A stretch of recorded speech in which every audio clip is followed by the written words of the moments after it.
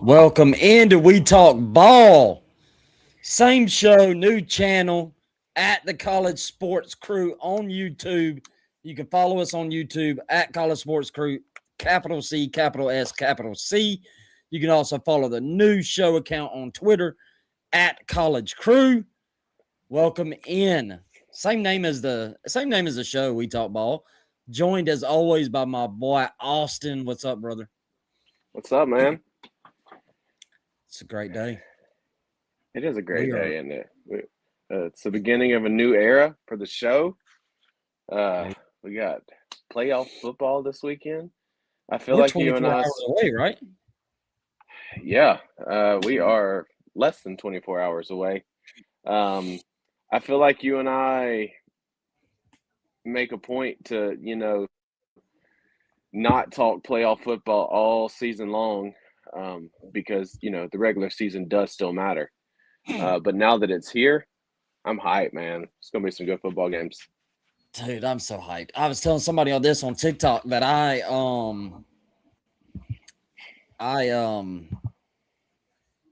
my favorite time of the year is this year, even though it's the end of the season.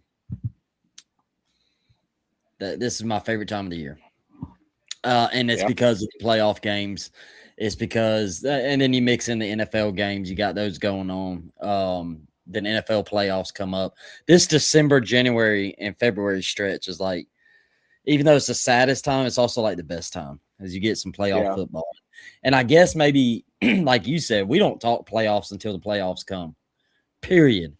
And yep. so I guess by the time they get playoffs, I'm just hyped. I'm hyped. And we got some loaded games today. I mean, tomorrow and Saturday. Well, we got, no, never mind. We got some good games. But Hey, let me say this right now. There's gonna be one good game this whole weekend, so that's all right though. let's go. Let us go. All right, I guess we go. So let's start it off with the transfer portal. We are not going to go deep on this. We're actually only going to touch on one position. We're going to do all the portal stuff after the Later. playoffs. Yeah, we're not. We did this last year where we integrated some portal stuff, and I just no. I look, football's still on. We'll talk about it at the end of the playoffs, national championship. When big ones come on, we'll mention it. We'll mention it, which is why we're talking about it tonight. Because if it was up to me, and Austin, we probably wouldn't talk about it at all. But we got some. I mean, we got some news that DJ Lagway had entered. Dylan Raiola, Josh Hoover tonight. Sam Levitt's been in it. Well, when I say been in it, by the way, people, the portal's actually not opened yet. So these are just them announcing their intention to enter the portal. But yeah, and we got Brendan Sorsby, our guy that we kind of been big on, and a couple of others. But Austin, I kind of wanted to get your thoughts on the biggest one to me, Lagway. Yeah, that's the. Where does he go? I don't know because the updates, and I found one of these teams to be odd, but then I found out I didn't realize his dad played there. But Baylor, LSU, Miami, and Louisville is the teams that are getting mentioned the most. Dude, I haven't dove into next year yet, and I don't know the. Could you imagine him playing behind that offensive line at Miami? Yeah. That might be scarier than Lane Kiffin getting him. Well, I guess that answered my question. You're still a believer, right? Because I am. I am, but we've seen the talent. That Florida team was so. I just think inconsistent. Um, everybody and their mama knew that it was only a matter of time before he got fired, and I think the team played like it a little bit. Like it's like, hey, we want to play for you, but we also know it's a lost cause. Yeah, and our boy Sean said in the comment, Chambliss got granted an extra year today. I didn't see that yet, but that would be massive. And I don't think he's going to be staying at Ole Miss, but that's for another show, another day. But yeah, I think I personally said it on TikTok. I think LSU would be the scariest. Yeah, Lane Kiffin with Lagway, because I'm with you. I believe in Lagway still. I believe in Lagway. I seen what he did as a freshman. I thought he played really well with some, he had a little, he was a freshman still, but I was really impressed with him. And I'm not going to take much from this year. I think he was hurt a lot. I think the regular, the no playing in the spring and all that, very limited in the fall. Yeah, I still believe in him. The other one that I wanted to hit on that I don't believe in, Dylan Raiola. You mean to tell me a kid that played at 20 different high schools and committed, decommitted, recommitted, decommitted, and all this crap is transferring? This is my pretend to be shocked face. Yeah. That honestly, of all these quarterbacks, I mean, the ones that, popped up, you get the notification on your phone, you look at it, and that's the one that I was just like, yeah, I figured that was coming. Yeah, like I wasn't shocked one bit. Now, granted, there had been some reporting that this was coming and it was being thought about anyway. But yeah, it sounds like Oregon, he reached out to Oregon, but it sounds like Oregon's kind of all in on this playoff. Obviously, this playoff thing, putting all its focus on it and also putting all its focus on trying to retain more right now. So I don't know that they're a legit shot, but Louisville is starting to get a lot of love on that one. Arizona State, possibly. Yeah, and I think him and Braun would be interesting because Braun. I'm not a big Dylan Raiola fan. I don't think he's as good as the numbers say because I don't. That's for another show. But I'm not a big fan of his as far as quarterback. But if you put him with Braun, that's interesting. Yeah, no, I don't disagree. I tell you, and I know we'll dive into this more, but depending on where he goes, I really think Josh Hoover could make a. I think you could see like a Bo Nix type turnaround, when he went out to Oregon, and it's like, wait, who the hell is this kid? We thought he sucked. Um, I I like that move by Josh Hoover. I think is an NFL type talent, and I think he could be under a different system that might display that a little better. Yeah, and he's one that's being mentioned. The report came out. I know our guy Sean's watching. He said in the group chat, he mentioned South Carolina, but there was a report that just said that Indiana's leading the charge. And quite frankly, Indiana's leading the charge with a lot of guys. So Sam Leavitt's in the portal. Indiana's gotten mentioned for him. Indiana also got mentioned for Brendan Sorsby. Yeah, it sounds like Indiana's gonna do it again. And I wouldn't blame a quarterback at all for going to Indiana after what they did with Mendoza and the kid the year before. Sam Leavitt's also another interesting one to me. I was super high on Leavitt coming into the season. I've been kind of giving him a little crap here lately because it sounds like he's going out and trying to get the biggest, pushing for the biggest deal. And I'm just kind of sitting there like, what did you do to get that this year? Because like you did not play very well this year without Cam Scatteraboo. And but he's being mentioned as Oregon, Indiana, LSU. I think an LSU with Sam Leavitt could be dangerous. I think so. I don't know. I'd like to see Lane make a bigger splash than that. I'd like to see him go after a more athletic quarterback. I mean, Sam can be, and he can run a little bit too, but I don't know. I want to see Lagway in LSU. I do. Like, I so bad want to see it. Listen. We talk about this all the time. Let me take my Bama shirt off, take my Bama hat off, and be a college football fan for a minute. I will put some money into LSU's NIL program to help them get DJ Lagway. I wish I could take my hat off like you, but reasons I can't.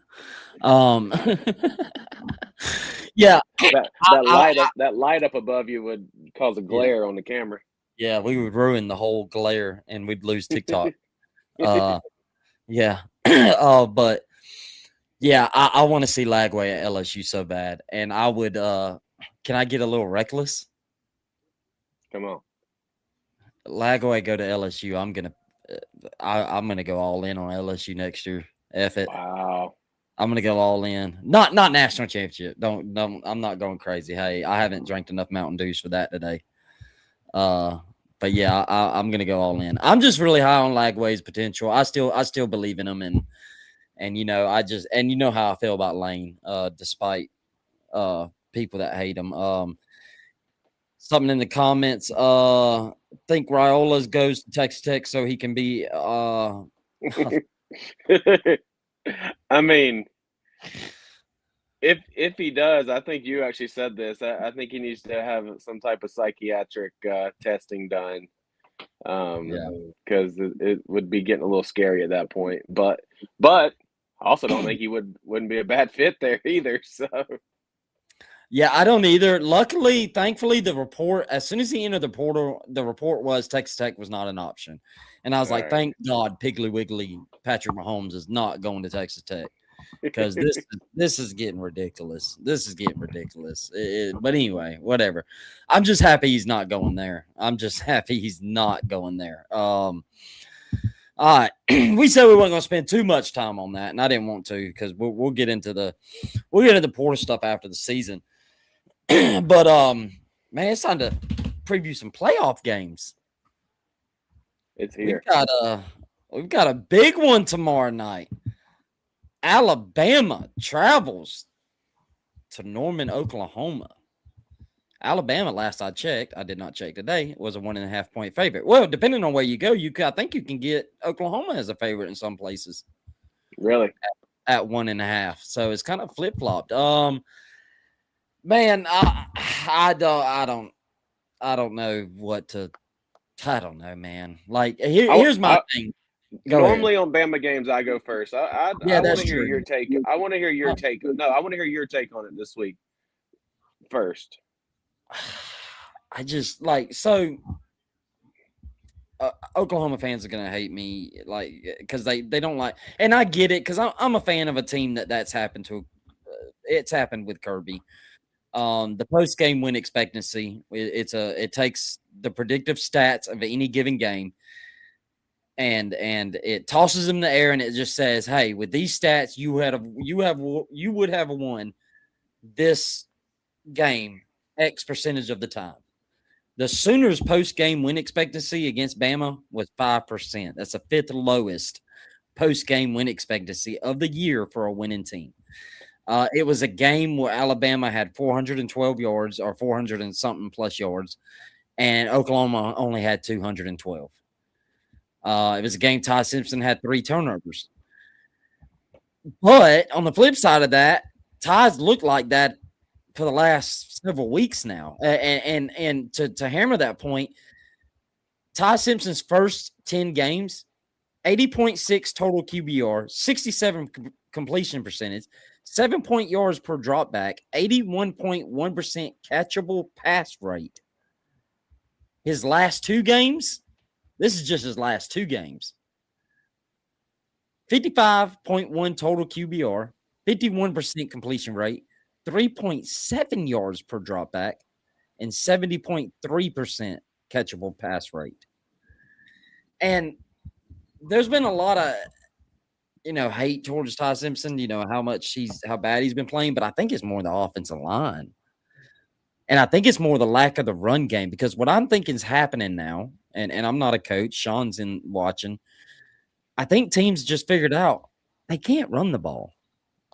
So just send the effing house, because they're not going to run the ball. They can't. They're not even really trying. So let's just send the house, and I think that's affecting the O-line, and then obviously it's affecting Simpson. And the one thing, though, for me is, I've seen it with Bama, though. I've seen that offense be good. I haven't seen that with Oklahoma yet. Yeah. So, look, I kind of agree with everything that you said. The team has definitely not played as well the last couple of weeks. I think a lot of that has to do with, we talk about the offensive line, but Jam Miller being out is huge in the pass blocking game for Bama.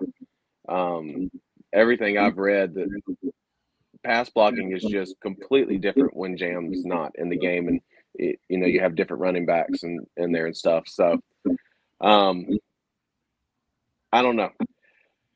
Here's my take on this game, though. and I told you this on the phone earlier. Mm-hmm. I am looking for DeBoer to come out, have this team fired up, and put a beat down in Norman tomorrow night. Look, it's a playoff game. I'm not looking for a 4-touchdown win. But sorry, I was echoing in my headphones. Yeah. No, I think it might be you causing me to echo. It is. Mike's too close. How about now? Yeah. Yep. Sorry, right, guys. I'm back. Got my mic too close. No. Yeah. Anyhow, look, I'm looking for Bama to go in tomorrow. They've already shown they're the better team on the field. And look, kudos to Oklahoma. They won that football game. I'm not one to sit here and make excuses. Look, they caused the turnovers. We had the turnovers. We could have them again tomorrow. But just from a mindset standpoint, you've got a team that you are facing in an elimination game that has beat you the last 2 years. It did cost you everything you were working towards last year. Almost did this year because of how you didn't show up to the SEC championship. The mindset has got to be just beat down. And we've talked about this with DeBoer. That's what I feel like we're missing. We are missing that just cutthroat mentality, and that's why we keep having these close football games, just like we did with Oklahoma the first time. We just let them keep hanging around, and then, we get a turnover inside the red zone almost. And next thing you know, it's like, wait, we lost. Yeah. So I said it with last week when you were out to Pops, and I'll say it just because you're here now. If Bama doesn't come out looking dominant tomorrow night, I'm going to have 1 foot off the DeBoer bandwagon. Really? I really am. And I'm not. I have not been that way. But I will. I just think this is a game where you have everything in front of you. This is a new season, and you're playing the team that has taken everything away from you, almost the last 2 seasons. It's a mentality. Interesting. That's been the general sentiment among people is that. Hey, not to cut you off, ESPN bets Oklahoma 1.5 now. Jesus. So to Michigan. It's flipped. That's why when you started talking, my mouth kind of dropped. I don't think it was that earlier today because I'm pretty sure I looked at it. Yeah. I thought Athletes Forum podcast brought up a good point. When was the last time DeBoer team blew out someone, though? Absolutely. That's a good point there. I can't think of one other than like cupcake games. But if we're talking just strictly P4 or good games, it doesn't happen very often. No, I think we pulled away from LSU, but even it was fairly close for a while. Wait, no, never mind. LSU was only 20-9, and I felt like that was a beatdown, I guess, because of what I'm used to. You know what else they got to do? They got to figure out, man. We got to figure out what the hell's going on with Brian Williams. He has been absolutely. I'll say he's been absolutely dreadful this year. He has, dude. His drop rate is 13.4%. Now everybody's gonna be like, well, that don't sound very high. The national average is 5%.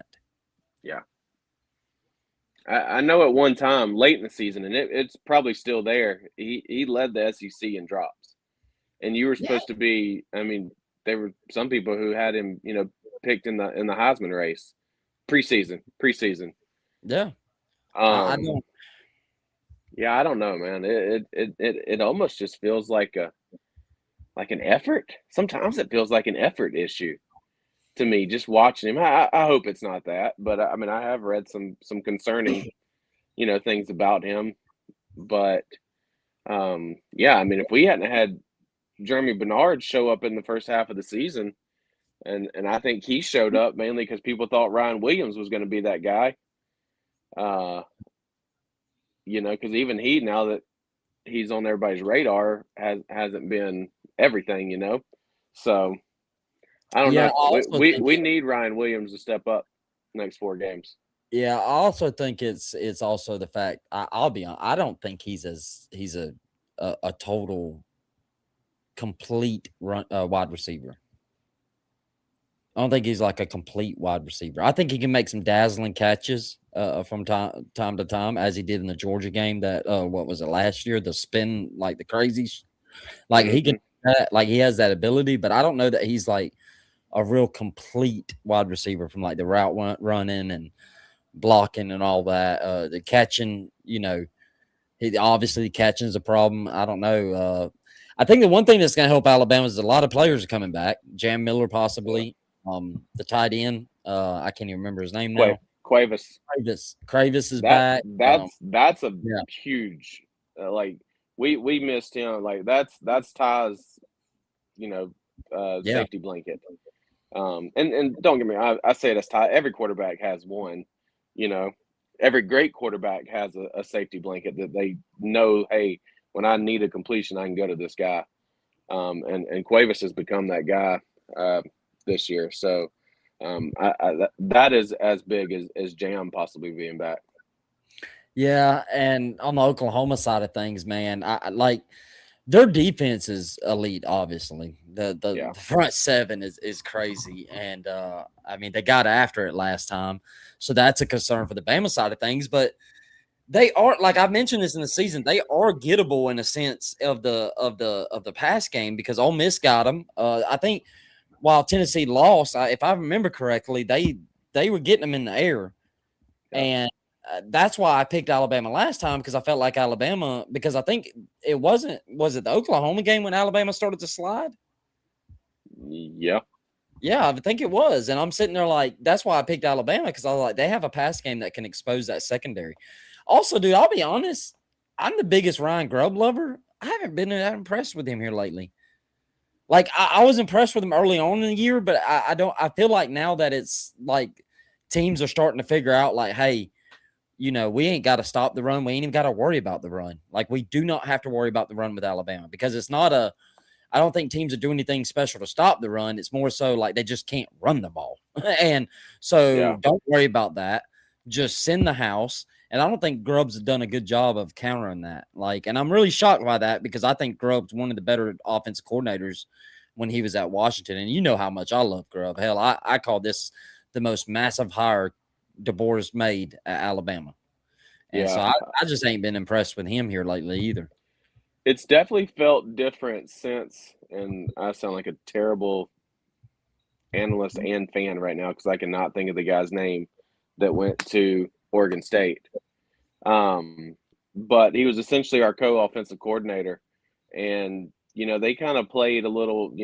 That guy was down on the field, and Grubb stayed up in the booth, and Grubb's had to come down on the field since he took over duties at Oregon State, and I don't know. It's felt different for sure. Yeah. So I don't Yeah. know if there's been some adjustment there to just things being different. Um, Austin's 401k, by the way, not yours. I mean, not his. that's all right. We'll split it, man. Austin's pretty successful and rich, so he Don't do that. ain't. But anyhow, yeah, it was the Georgia game was the most interesting. Because it wasn't That's that when we Grubb couldn't. was the best. It wasn't that we couldn't run the ball. Are you talking about the Georgia game recently or the Georgia game at the Yeah, beginning of yeah, the year? yeah. I'm talking about the last one, the SEC Oh, championship. never mind, never mind. No, it wasn't Yeah, impressive at all.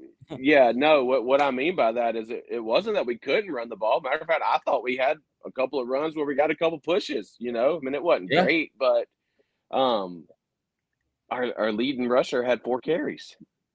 Mm-hmm. Which is funny because I've screamed all year. Uh, this will tell you what us what they call them armchair quarterbacks are will do. I've screamed all year like screw the run game. We can't do it. Just do something else. And then we go a game and Ryan Grubb says, you know what? Maybe Austin, you're right. Screw the run game. I'm gonna do something else. Well, Ryan, I don't get paid millions of dollars to coach a football team. Don't listen to me. Let's run the football.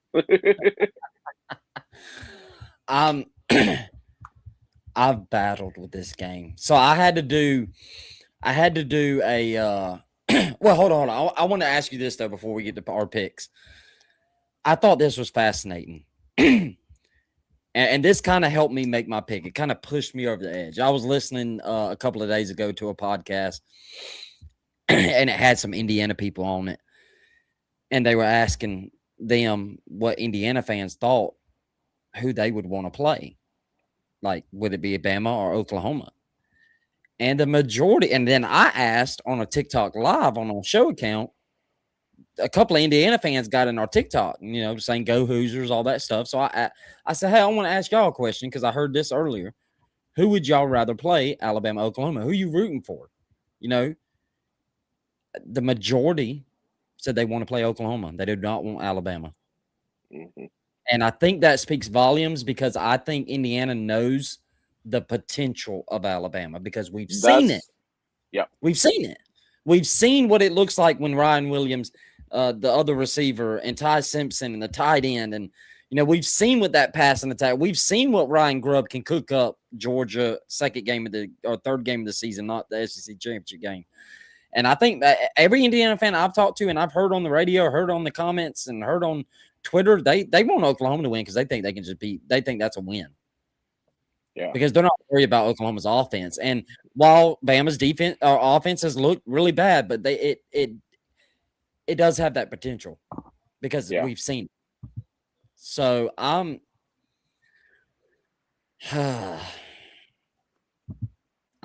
Sean said this ain't the Alabama old, quit being scared. Oh man. Sean, you just go face. Hey, Pops, it's basketball season. Go cut ESPN2 on, man. Women's basketball's on right now. Pop's going to get us for that one. Oh, God. We love Pops. Man, I'm going to Alabama. Roll Tide, baby. I like it. So here's what I will say. Obviously, joking with Pops a little bit there.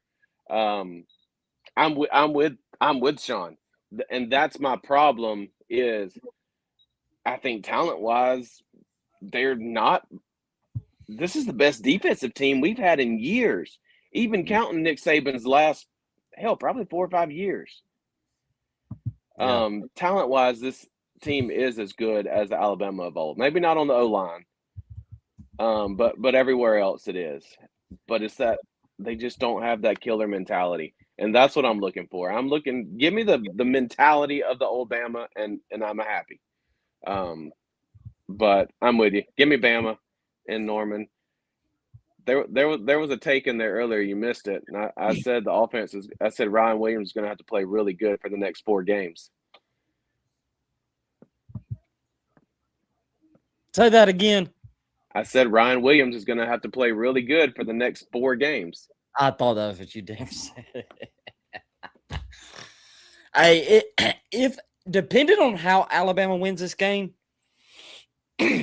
I do think, and I know the Alabama fans, or not the Alabama fans, the Alabama haters that don't even like that they're in the tournament is going to hate me for saying this.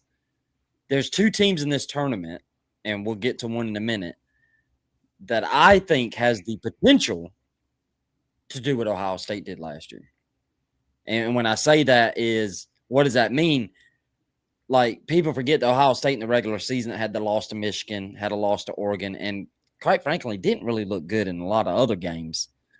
Mm-hmm. They didn't look good. And then they get in the playoffs, and we're like, what's going on with this Ohio State team? Because this Ohio State team is super talented. I mean, they had one of the best rosters, even when they were struggling last year. Then they got into the playoffs, and they were gangbusters. Yeah. I do think Alabama's one of those teams with that potential because of what Ty Simpson and those wide receivers did, and the tight end and the defense playing well.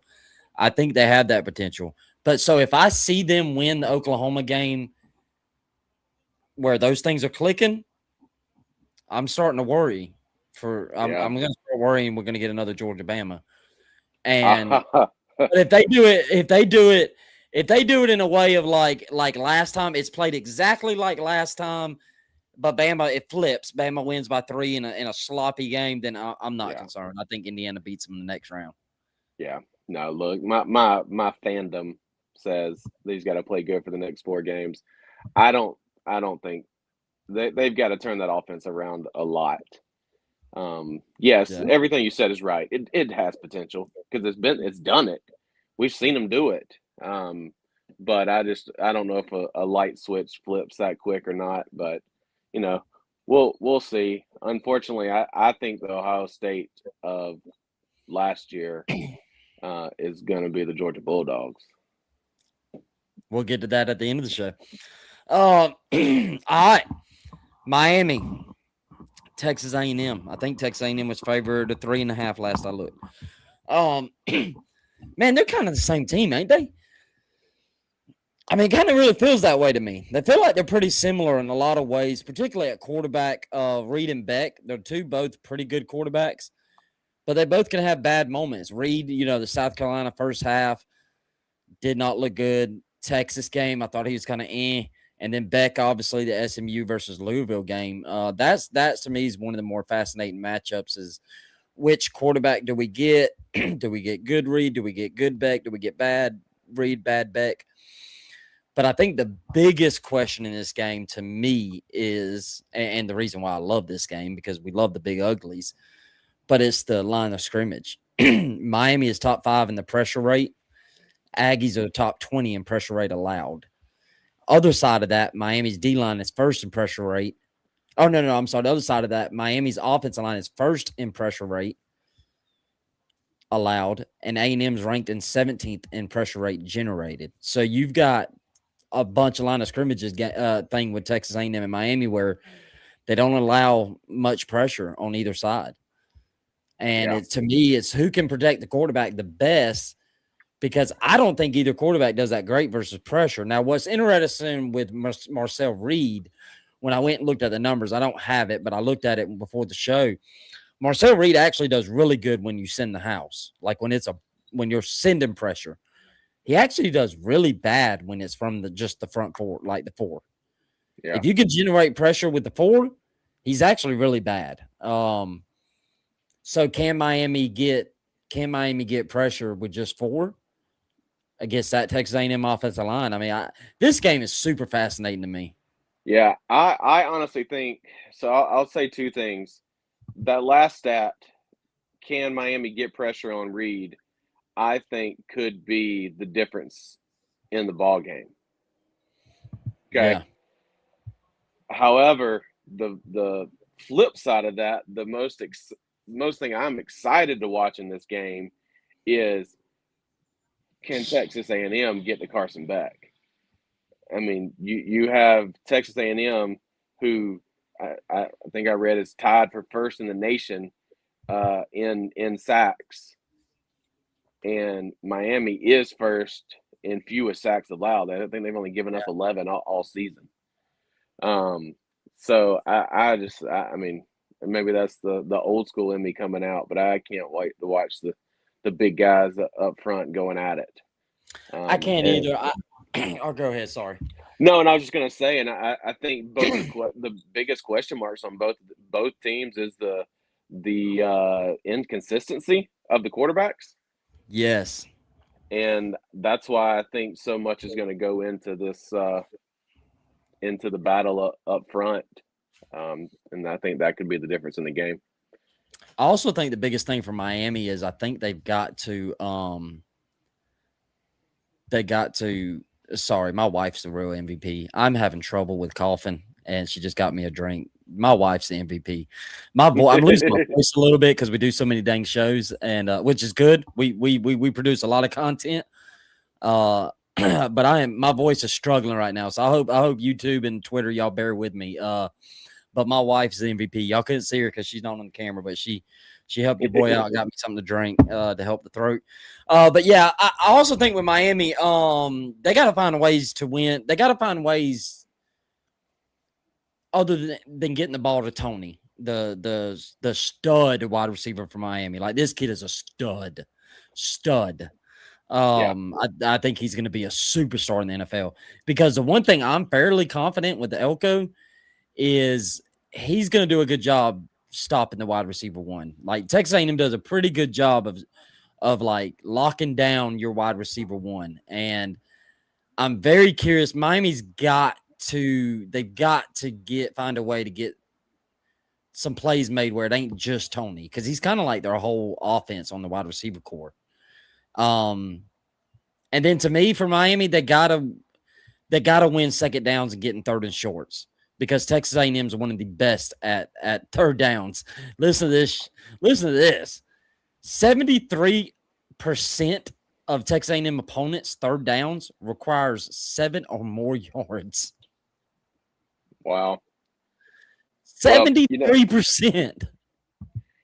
Here's something that made me chuckle a little bit. You're talking about Tony, not to, fly by that, but Shannon Dawson, their OC, was doing an interview. I forget who it was with, somebody on ESPN, and he's literally saying on live TV that part of their game plan is to line Tony up everywhere on the field.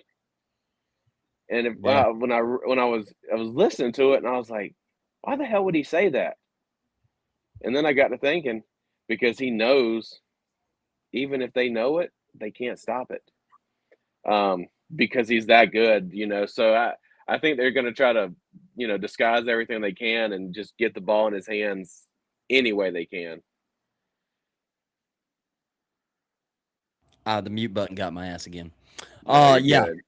Athlete Forums, Miami wins 31-27. Bet the mortgage, yours, not mine. No, sir. Oh man. So I'm trying to get you can't talk about this game, and as No Pop said it a few minutes ago in the comments. The 12th man's going to be real. I don't care what time that game is.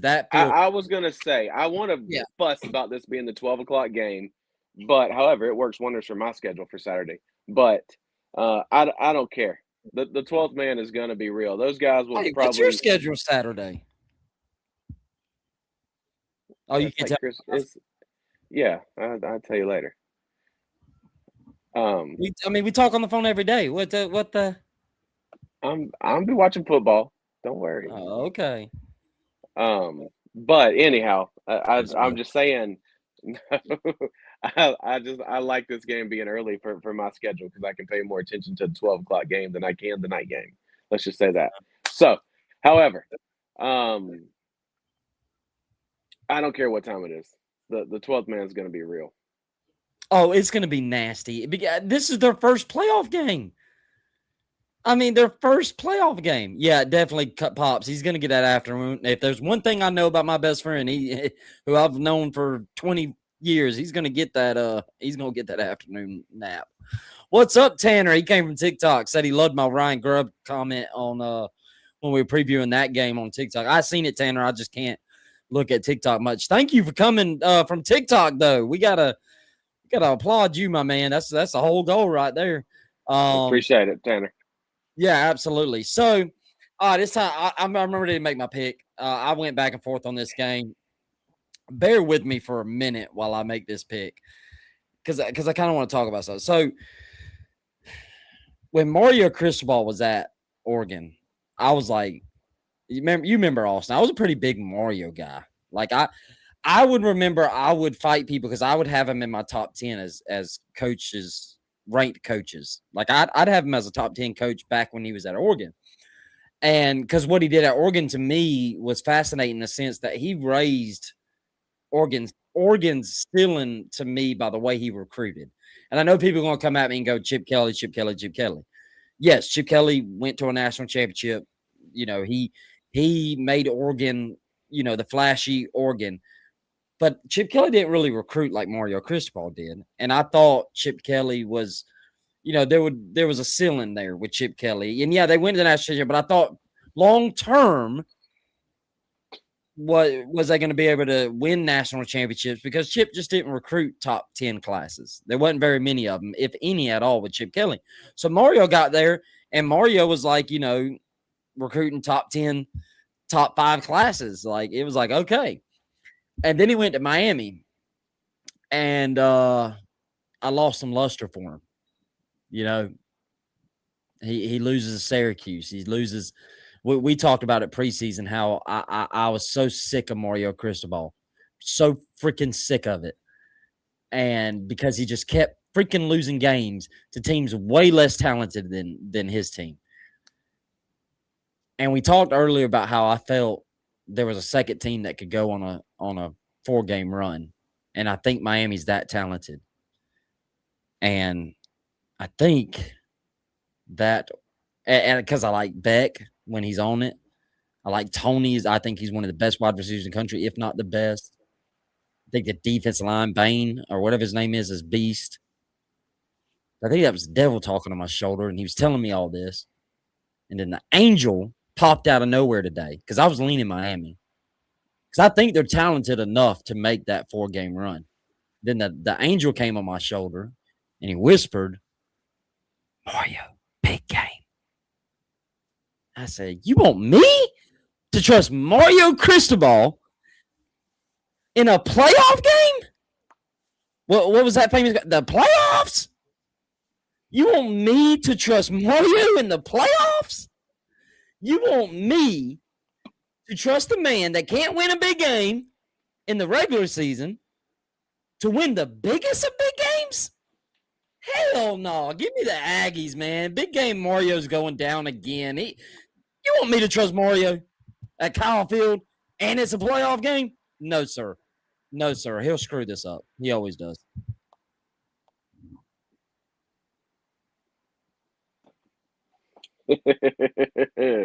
Careful, Pops. Careful.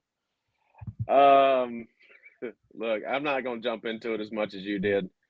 I'm with you on Miami. I think that Miami is just such a frustrating team. I did research on them in the offseason. They were kind of my Cinderella story of the year. Everybody had them down and out, and I said, I thought Miami was going to be a good football team, and they have been. They're very talented.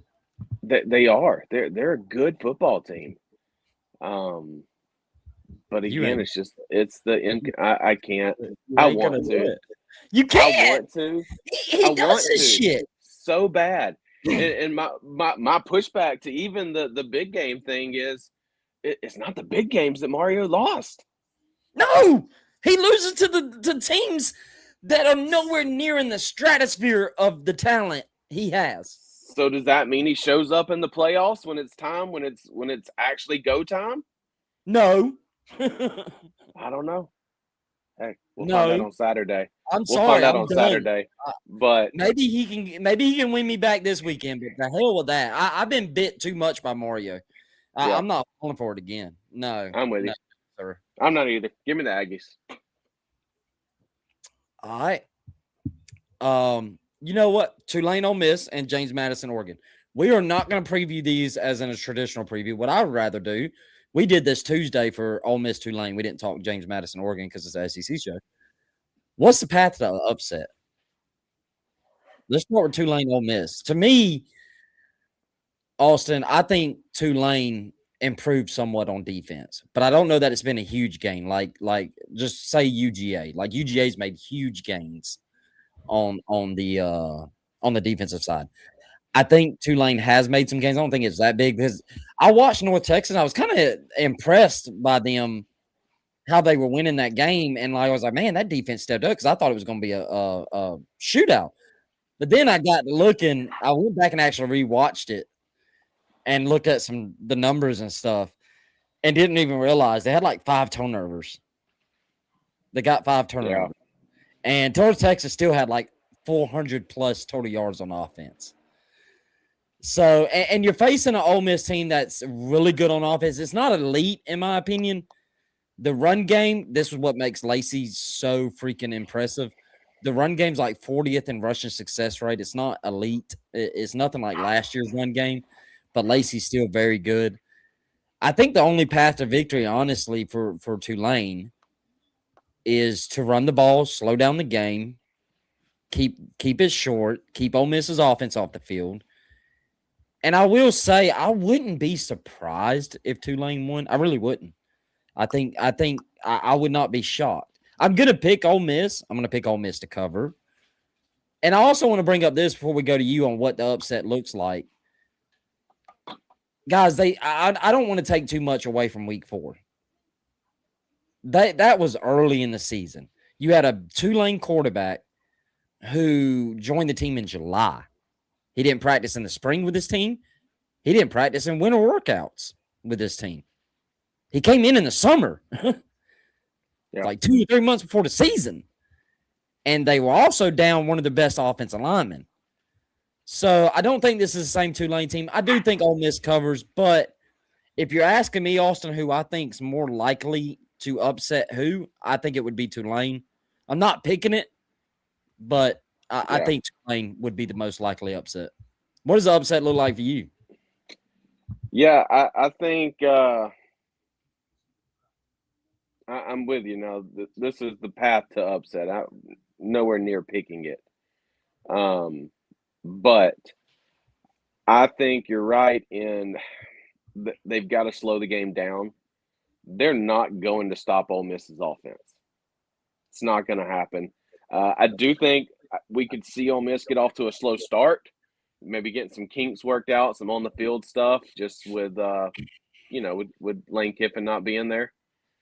So I think if they could take advantage of that slow start and find a way to keep Ole Miss to kicking field goals and out of the end zone, that's going to be their only shot.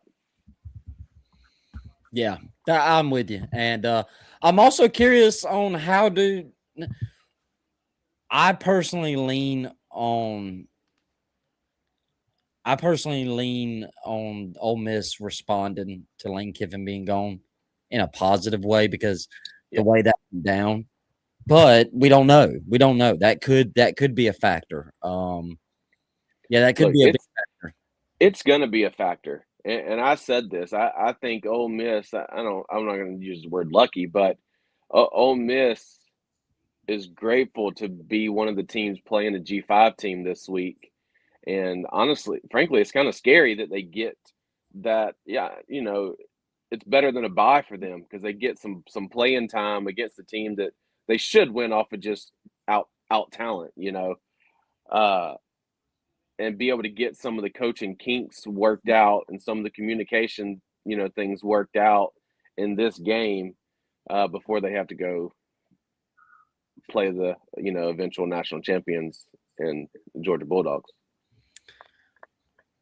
I don't know what just happened to our TikTok, but we're going to get off live. No, we're going to get off live here because somehow I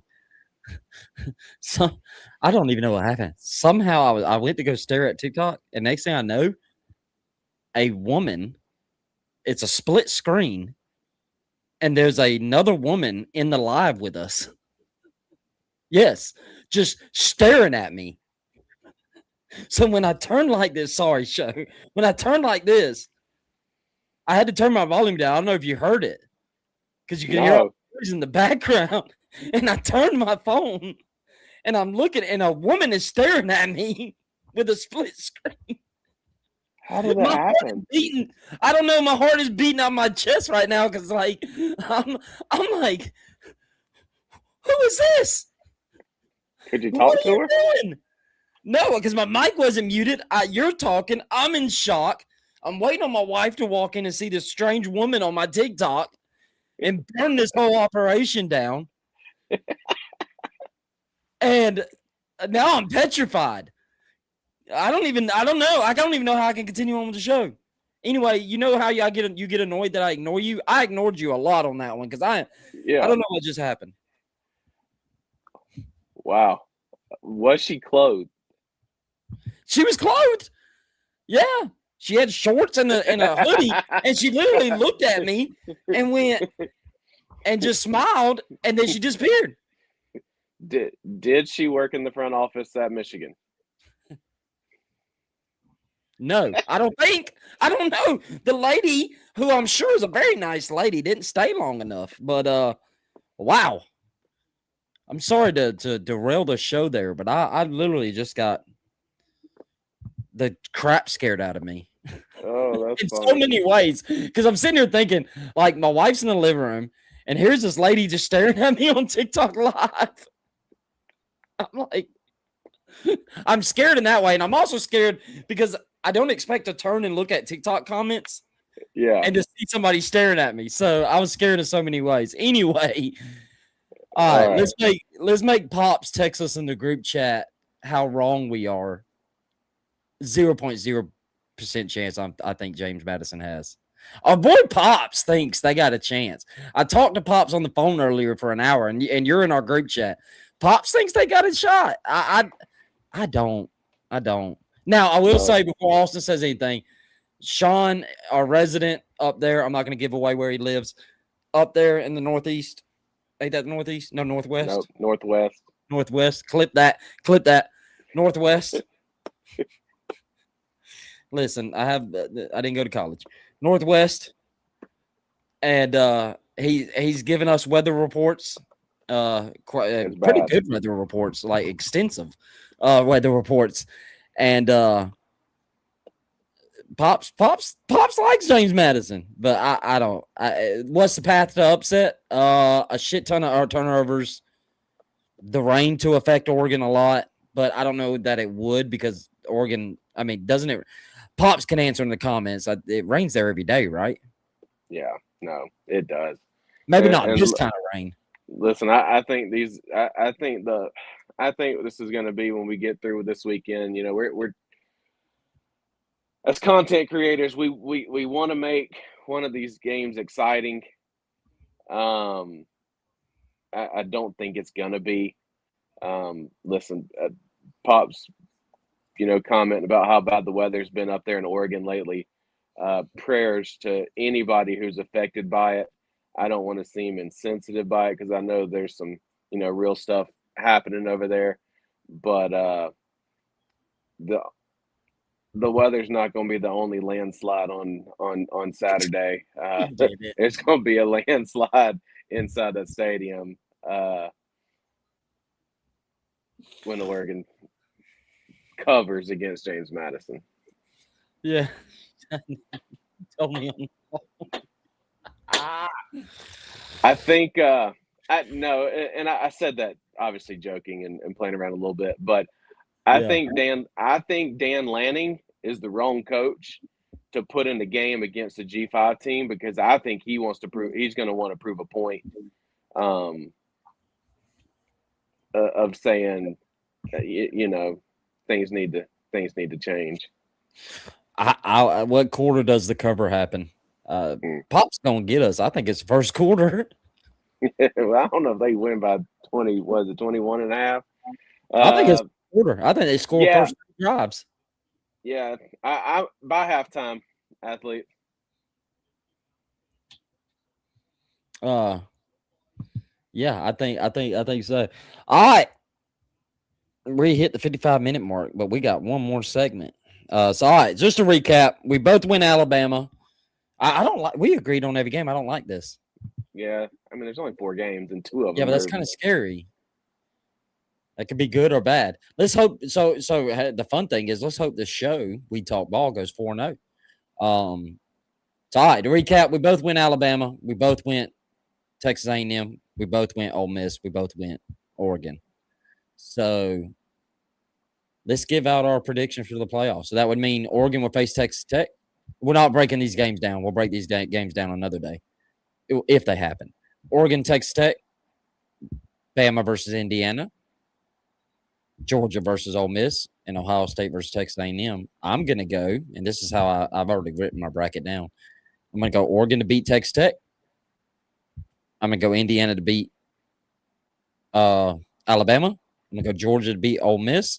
I'm going to go Ohio State to beat Texas A&M. I then am going to take Georgia over Ohio State, and I'm going to take Oregon over Indiana in the rematch. And my national championship game is going to be Oregon versus Georgia with the Dogs taking it home. Well, as your best friend, this postseason sucks because that's exactly how my bracket would look. Really? Yeah, like I no, Oh, that's right. You I told me in the group chat. I'm acting surprised. yeah, yeah. What happened to the graphic? No, I only got your Pops. Get on them, Pops. Go get on them. In the group chat, go get on them. Your boy's trying to make a graphic, and I got Pops. I got yours. I got mine. I got Ian's. I think that's it. Who else are we missing? Adam and Snacks. Pops, go get on them. But Can't make a graphic without everybody. yeah, no. Look, I think I'm picking Oregon because I just like the way Oregon wins football games.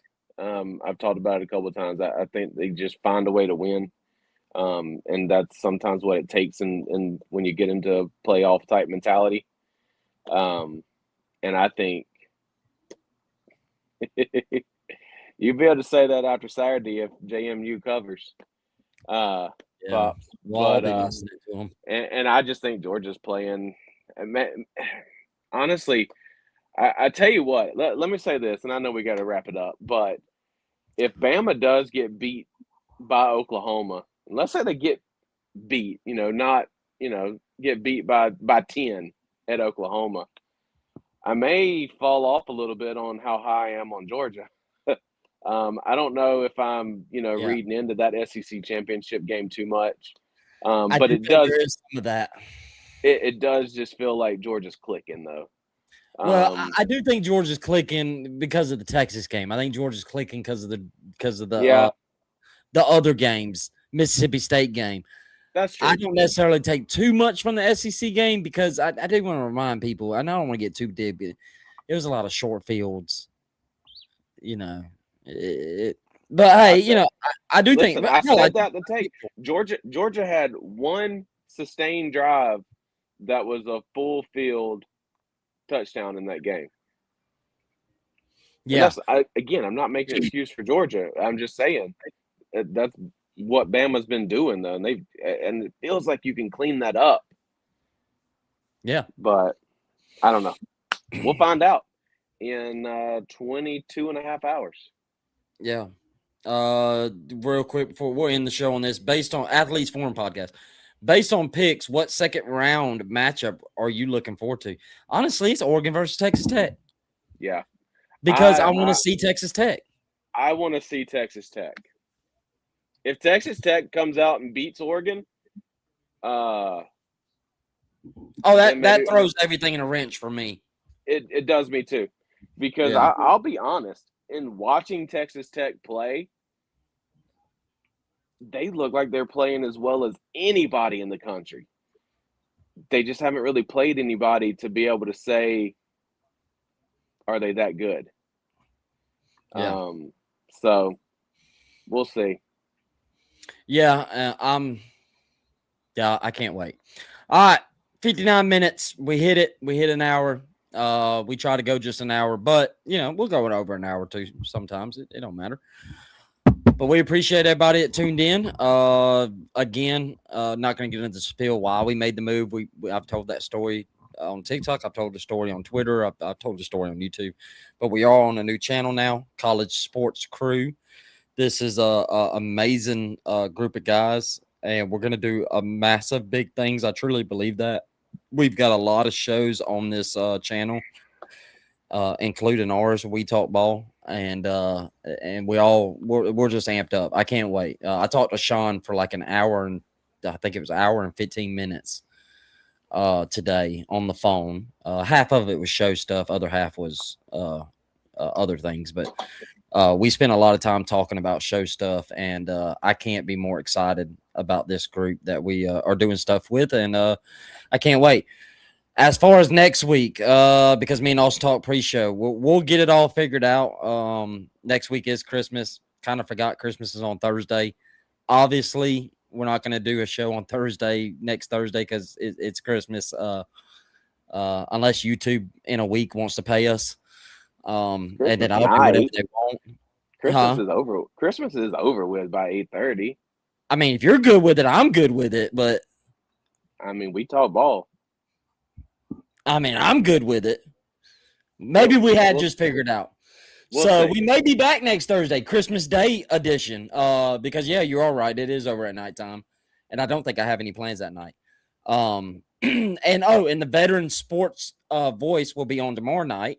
So when I was explaining to you, if you're new here and your wife is in TikTok, never mind. We're not doing the show next Thursday. We're not doing a show next Thursday. He is not good with it, and in all caps, nope. And then a group text. I would never even consider it. Yeah, we were just joking. All right, so we will figure it out next week. We will figure it out. We will go live. That is for sure and a guaranteed. It will not be on Thursday, on Christmas Day. Our wives are wonderful, but they do have limits. So yeah, we'll figure it out. Me and him will talk on the phone tomorrow. He'll call me in the morning. We don't live in Michigan, so we don't keep backup wives around. So we got to keep our wives happy. You watched one episode of Unfiltered and Unbothered, then? You told me that I didn't have to hold anything back anymore. Golly. All right. Sean, Veteran Sports Voice podcast will be on tomorrow night.